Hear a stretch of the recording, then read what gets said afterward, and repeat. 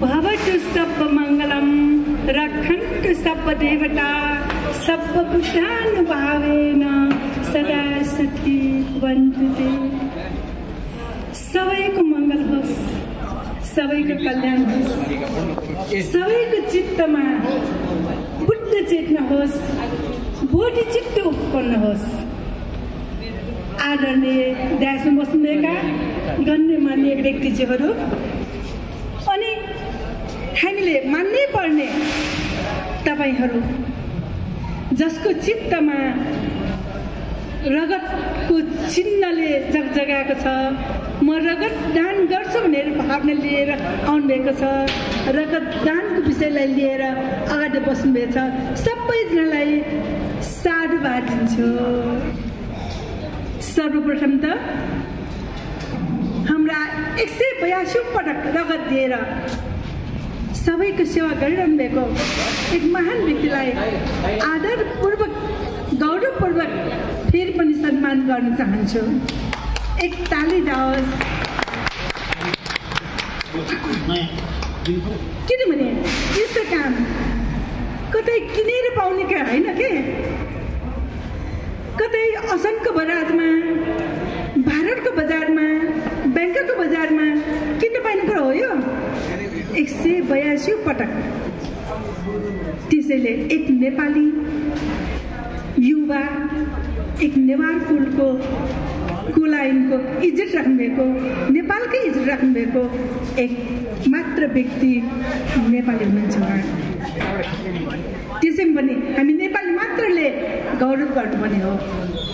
मन्दिरजी त कहाँ पुगेछौँ भयो, तर पनि यही मञ्चबाट यही माइकबाट म सम्पूर्ण देशका अधिपतिहरू भनौँ न, देश सञ्चालन गरिरहेका अधिपतिहरूलाई यही अनुरोध गर्न चाहन्छु कि यस्तो महत्त्वपूर्ण काममा नजर राखिदिनुहोस्, यस्तो महत्त्वपूर्ण काममा सहयोग गरिदिनुहोस्, यस्तो महत्त्वपूर्ण काममा पाइला अगाडि बढाइदिनुहोस्। जो सुकै सरकार आओस् हामीलाई सहयोगको आवश्यक छ। अनि अर्को, हामी सबैले त रगत दिन्छौँ भन्ने भावना छ नि। बुद्ध जगतमा, बौद्ध साहित्यमा महान बुद्धको जीवनलाई लियो भने, बुद्धको जातक कथालाई लियो भने हामीले यो पनि भन्न सक्छौँ, आजभन्दा धेरै धेरै वर्ष अगाडि पनि यो रगत दान भन्ने रहेछ, आफ्नो शरीरको मासु दान भन्ने रहेछ, अरूलाई कल्याण गर्ने भन्ने भावना रहेछ। मानव मात्रमा, अरूमा होइन, मानव मात्रमा जातक कथाको तथ्य र सत्य कुराहरू लिने भने हाम्रो नमुना भन्ने नि, त्यहाँ जातक कथा अनुसार नै एक राजकुमार बोधिसत्वले आफ्नो जिउको रगत, आफ्नो जिउको मासु जङ्गलमा गएर एक बगिनीहरूलाई खुवाउनु भएको यो सत्य तथ्य कथा हो। त्यसैले त्यो पनि नेपालकै घटना हो, अन्त होइन। त्यो पनि नेपालकै एक ठाउँ हो, अन्त होइन। त्यो पनि टाढ लाग्छ, सायद नेपाली नै हो कि, किनभने नेपाली पुत्र सिद्धार्थ गौतम बुद्ध नेपाली हुनुहुन्छ, 102 शाक्य कुलको राजकुमार हुनुहुन्छ। यी कुराबाट पनि हामीले संसारमा हामी नाक राख्छौँ। We are born in Nepal. Buddha was born in Nepal. Buddha हाम्रो हो, हामी बुद्ध जन्मेको देशको व्यक्तिहरू हो भनेर अन्तर्राष्ट्रिय जगतमा गएर हामी आफ्नो चिन्ह छाप्छौँ कि। त्यसभित्र नै रगत दानको मुख्य कुरा आउँछ। तथागत सबै समुद्रले भन्नुहुन्छ, जसले बिरामीकै सेवा गर्छ उसले नै मलाई सेवा गरेको सर हो उहाँले भन्नुहुन्छ।